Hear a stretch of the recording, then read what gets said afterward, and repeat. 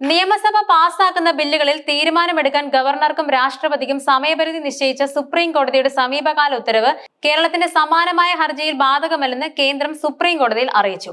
Tamil Nadu governor കേസിൽ supreme കോടതി പുറപ്പെടുവിച്ച വിധി ബില്ലുകളിൽ തീരുമാനം വൈകുന്നതിനെതിരെ കേരളം നൽകിയ ഹർജിക്ക് ബാധകമാണെന്നും സംസ്ഥാനത്തിന് വേണ്ടി ഹാജരായ മുൻ attorney general K Venugopal supreme കോടതിയിൽ ഇന്നലെ വാദിച്ചിരുന്നു.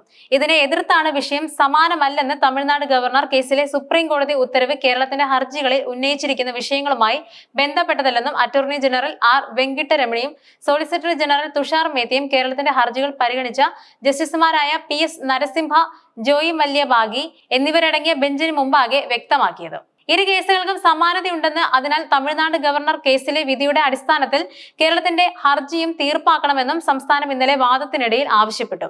എന്നാൽ രണ്ട് കേസുകളിലെയും വ്യത്യസ്തതകൾ തെളിയിക്കുന്ന കുറിപ്പ് നൽകാൻ അനുവദിക്കണമെന്ന് കേന്ദ്രത്തിന്റെ വാദം കോടതി അനുവദിച്ചു. തുടർന്ന് ഹർജികളിൽ കൂടുതൽ വാദം കേൾക്കുന്നതിന് മെയ് 6 മാറ്റി. ബില്ലുകളിൽ തീരുമാനമെടുക്കാൻ ഗവർണർമാർക്ക് സമയക്രമം നിശ്ചയിക്കണമെന്ന് ആവശ്യപ്പെട്ട് കേരളം നേരത്തെ സുപ്രീം കോടതിയിൽ അപേക്ഷ ഫയൽ ചെയ്തിരുന്നു. തമിഴ്നാട് കേസിൽ ഈ സമയക്രമം കോടതി നിശ്ചയിച്ചാൽ ഈ അപേക്ഷ പിൻവലിക്കാൻ തയ്യാറാണെന്നും സംസ്ഥാനം അറിയിച്ചു. ജസ്റ്റിസുമാരായ JB പർദിവാല, R മഹാദേവൻ എന്നിവരടങ്ങിയ ബെഞ്ച് ഈ മാസം ആദ്യവാരമാണ് തമിഴ്നാട് നിയമസഭ പാസാക്കിയ ബില്ലുകൾ വൈകിച്ച ഗവർണർ RN രവിയുടെ നിലപാടിനെതിരെ രൂക്ഷ വിമർശനം നടത്തി ബില്ലിൽ തീരുമാനമെടുക്കാൻ സമയപരിധി നിശ്ചയിച്ചുകൊണ്ടുള്ള ഉത്തരവ് പുറപ്പെടുവിച്ചത്.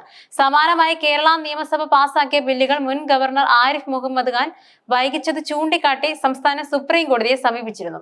തമിഴ്നാടിന്റെ ഹർജിയുമായി സമാനതകൾ ഉള്ളതിനാൽ കേസ് പരിഗണിച്ച അതേ ബെഞ്ച് മുമ്പാകെ കേസ് പരിഗണിക്കണമെന്നും കേരളം ആവശ്യപ്പെട്ടിരുന്നു.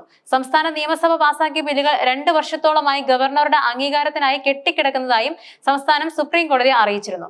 ഗവർണർ റഫർ ചെയ്ത 7 ബില്ലുകളിൽ അനുമതി തടഞ്ഞ രാഷ്ട്രപതി ദ്രൗപദി മുർമുവിന്റെ നടപടിക്കെതിരെയും കേരളം സുപ്രീം കോടതിയെ സമീപിച്ചിരുന്നു.